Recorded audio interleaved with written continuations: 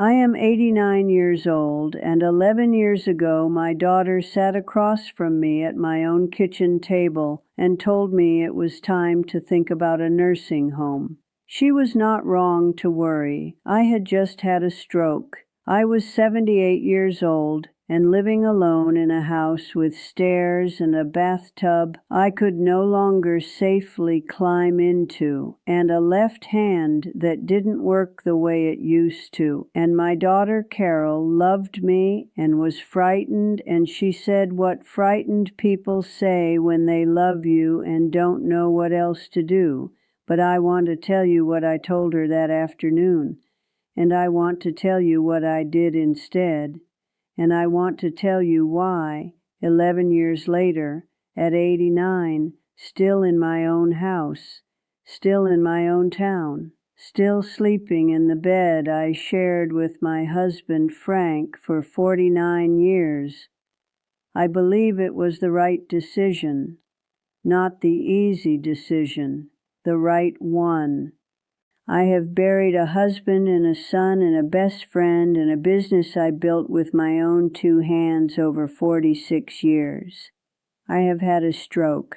I have had the kind of grief that sits in your chest for years before it finds somewhere to go.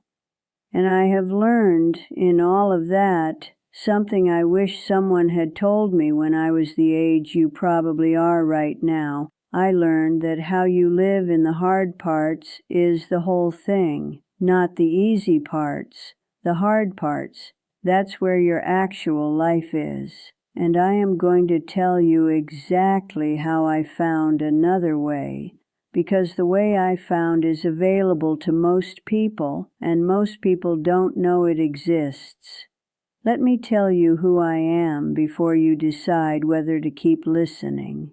I grew up in Decatur, Alabama, the oldest of 5 children, in a family where the women sewed, because sewing meant you could always make something out of almost nothing. My mother taught me to hem a skirt when I was 7 years old. She said, "Ruth, if you can make something fit, you will never be entirely helpless." I thought she was talking about fabric for the longest time. I opened my alteration shop on 2nd Avenue in 1966.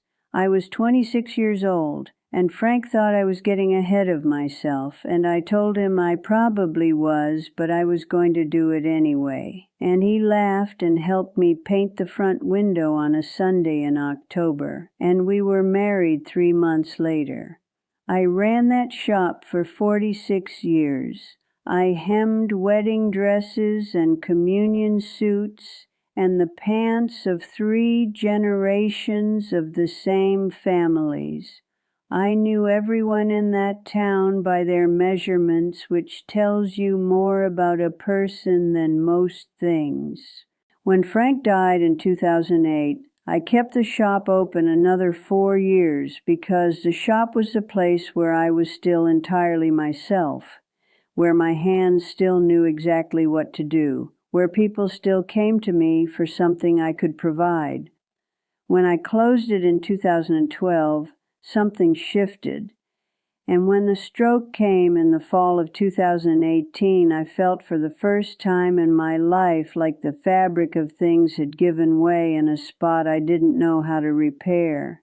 Carol sat across from me that November afternoon with a pamphlet from a facility over in Huntsville, and her eyes were full of a love so worried it had turned into fear. And I understood her completely, and I also knew, sitting there with my coffee going cold and my left hand resting still in my lap, that I was not going to that place. Not because it was a bad place, because it was not my place. And at 78, after everything, I was not willing to spend whatever time I had left somewhere that didn't know my name before I walked in the door. Here is what I need you to understand before I tell you what I did. The conversation about nursing homes, the one that happens in 1,000 kitchens every single week in this country, almost always goes the same way. A parent is struggling. A child is scared. The child presents the facility as the responsible solution. The parent either agrees because they don't want to be a burden, or they resist and everyone feels guilty, and eventually the parent goes anyway because nobody could figure out another option. And here is the thing that haunts me about that pattern. The other options almost always exist. They are just harder to find, harder to arrange, harder to ask for, and much less convenient than a single phone call to an admissions office. I am not saying nursing homes are wrong. I am saying that for most people, not all, but most, they are the answer that gets chosen because it is the answer that is easiest to find, not because it is the answer that fits. I spent 46 years in the fitting business. I know the difference between a garment that fits and a garment that was close enough and nobody wanted to do the extra work. And I know what happens to a person when they spend their days in something that doesn't quite fit. They shrink, they accommodate, they stop standing up straight, and eventually they forget what it felt like when things fit right. That is what I told Carol that November afternoon. Not those words exactly, but that idea. And then I told her, give me 30 days. Give me 30 days to find another way.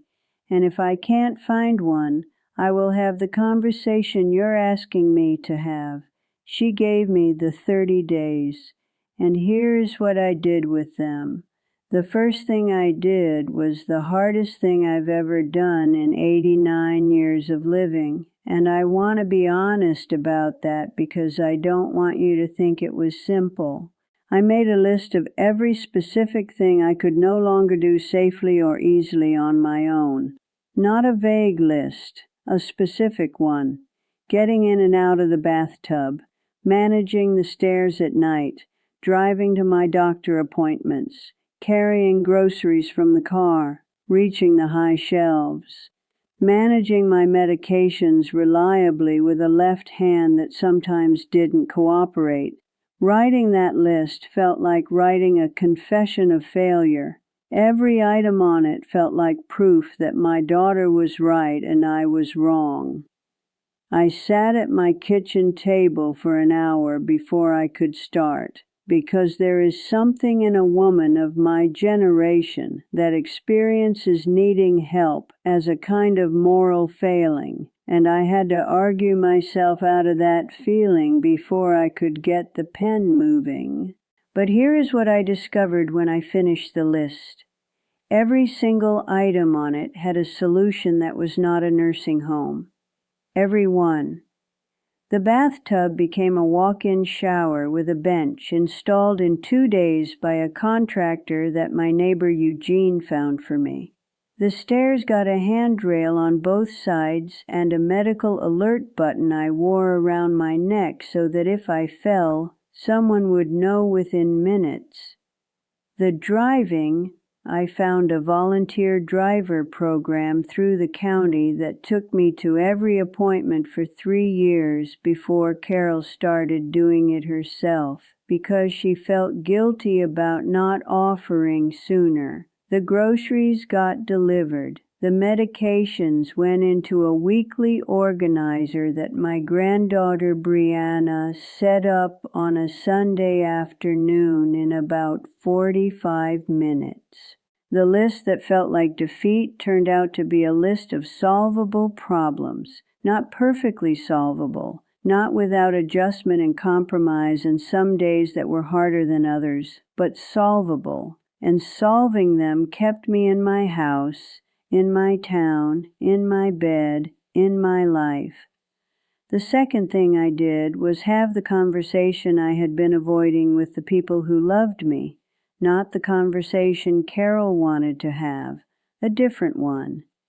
I called my 3 children together, Carol and my daughter Diane, who lives in Birmingham, and my son Robert, who is in Nashville, and I said something I had never said to any of them in their adult lives. I said, "I need your help, and I need you to help me stay home, and I need you to tell me what that would cost you so we can figure out if it's something we can actually do together." That conversation was uncomfortable. There were parts of it that were hard. Robert said some things that were true, but that took me a day to stop being stung by. Carol cried. Diane made a spreadsheet, which is her way of loving people, and I let her because the spreadsheet turned out to be genuinely useful. What came out of it was a plan, an actual plan with actual people assigned to actual things. It wasn't perfect. Plans made by people who love each other and are also tired and also live their own lives are never perfect, but it was real, and it was ours, and it meant I was not alone in figuring this out. That conversation is the one I want you to have, not the one about the facility, the one about staying, the one where you say out loud to the people who love you or to the person you love, "This is what I need, and I want to figure out how to make it work, and I need you to be honest with me about what you can actually give." Most families never have that conversation. They skip straight to the facility because the facility doesn't require anyone to be honest about what they can and cannot give. And something is lost in that skip, something that cannot be recovered. The third thing I did was find my people. After Frank died and after the shop closed, I had gotten quiet in ways I hadn't noticed. I had pulled in. I told myself I was being independent, but what I was actually being was isolated. And those two things feel identical from the inside until one day they don't. After the stroke, I made a decision. I was going to stay in my life, which meant I had to stay in contact with living. I joined a Thursday morning group at the senior center. I resisted it for 3 months because it sounded to me like organized waiting, and I am not a woman who waits well. I was wrong about what it was. It was 8 women who met every Thursday and talked and laughed and occasionally cried, and who over the course of 2 years became some of the most important people in my life. I started going to my church again, which I had been avoiding since Frank passed, because sitting in our pew without him made me feel his absence like a physical pressure. I sat in a different pew.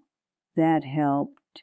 I let my neighbor Eunice start bringing me dinner on Wednesdays. She had been offering for a year, and I had been declining because I didn't want to be a project. I finally understood that being willing to receive Eunice's Wednesday dinners was not becoming a project, it was becoming a friend. She told me later that those Wednesday dinners were the best part of her week. I had been protecting myself from something that was actually good for both of us. The fourth thing is the one I want to say most carefully, because it is the one most people get wrong. Staying home is not the same as staying the same. When I decided I was not going to a nursing home, I did not decide I was going to live exactly as I had before the stroke. I couldn't. My body had changed. My capacities had changed. Some things were simply gone, and I was not going to get them back, and pretending otherwise would have been its own kind of loss. What I decided was that I was going to adapt, the same way I adapted fabric my whole professional life, not fighting what the material was, but working with it, finding what it could do, making something that fit the reality instead of the fantasy. I moved my bedroom to the ground floor. I gave up the stairs entirely, and I grieved them for about a week, and then I stopped, because the bedroom I set up downstairs has a window that looks out at the backyard, and the light in the morning is extraordinary, and I would never have known that if I hadn't been forced to change. I let Carol help me with the things I genuinely needed help with, and I was honest with her and with myself about which things those actually were.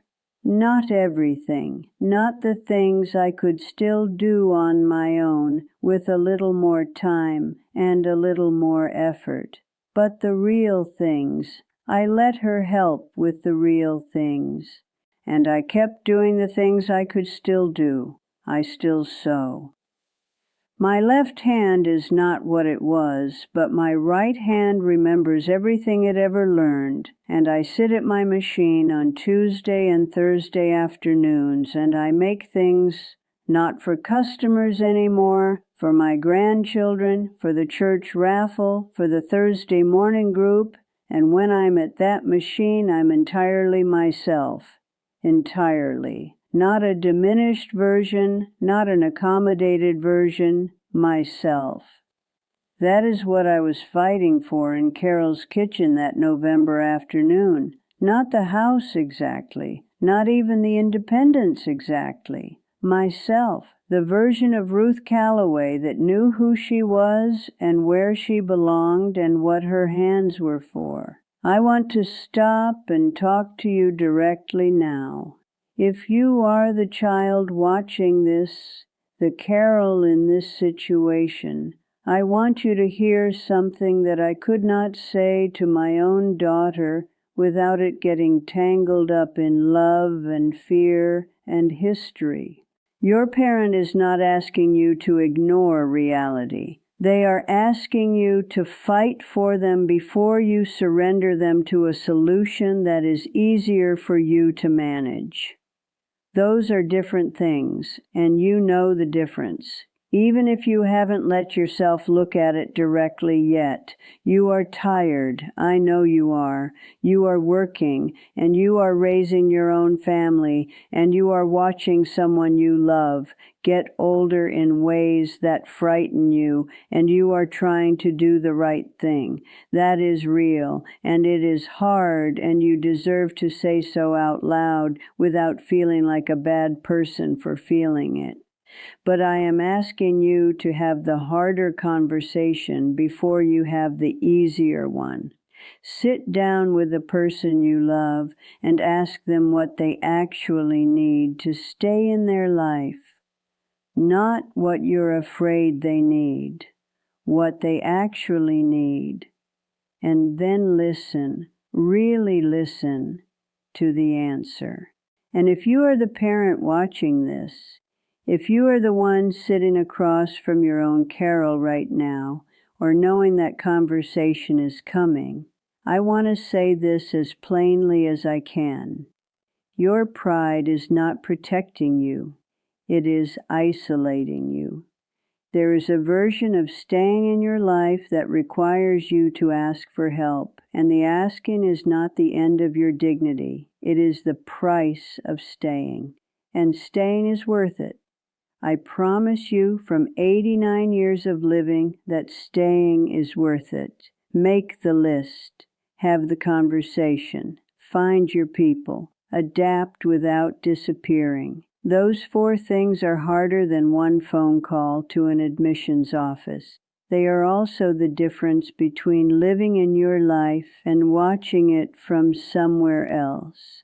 I will die in this house if the good Lord is willing, and I have made my peace with that in the quiet way you make peace with things that are simply true.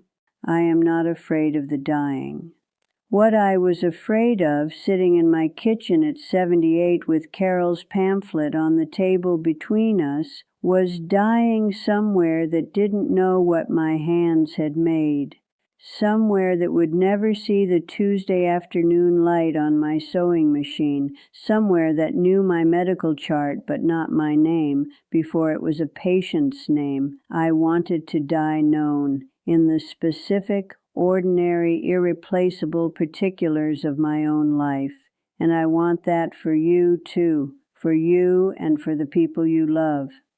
Not the generic comfort of a well-run facility, the particular comfort of a life that still fits, that still belongs to you, that still has your name on it in the ways that actually matter.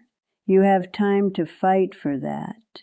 The person you love has time too, if you start now, before a crisis makes the decision and calls it practical. Don't let practical make this decision. You make it, with love, with information, with your eyes open, and with the full knowledge that there is almost always another way. So here is what I want you to do today, not when things get worse. Today, while there is still room to plan instead of react. If this is about someone you love, go to them this week. Sit down with something warm to drink and ask the real question, what do you need to stay in your own life? And then be quiet and let them answer all the way through without finishing their sentences or redirecting toward what's easier. If this is about you, make the list, the real list, the specific one, the one that feels like a confession. Then look at every item and ask, is this a nursing home problem or is this a solvable problem? You will find that most of them are solvable, not without help, but solvable. And then reach out to one person, and say out loud, I want to stay in my life and I need some help figuring out how. That's all it takes to start. One honest list, one honest conversation, one person let all the way in. I've been a seamstress my whole life, and the thing I know after 46 years of making things fit is this. Almost anything can be made to work. You measure, you adjust, you take in what needs taking in, and you let out what needs room, and you keep at it until it fits the life you actually have, not the one you had before, not the one you're afraid of, but the real one, the one that's right here, right now, still yours. Your life still fits you. Don't let anyone convince you to take it off.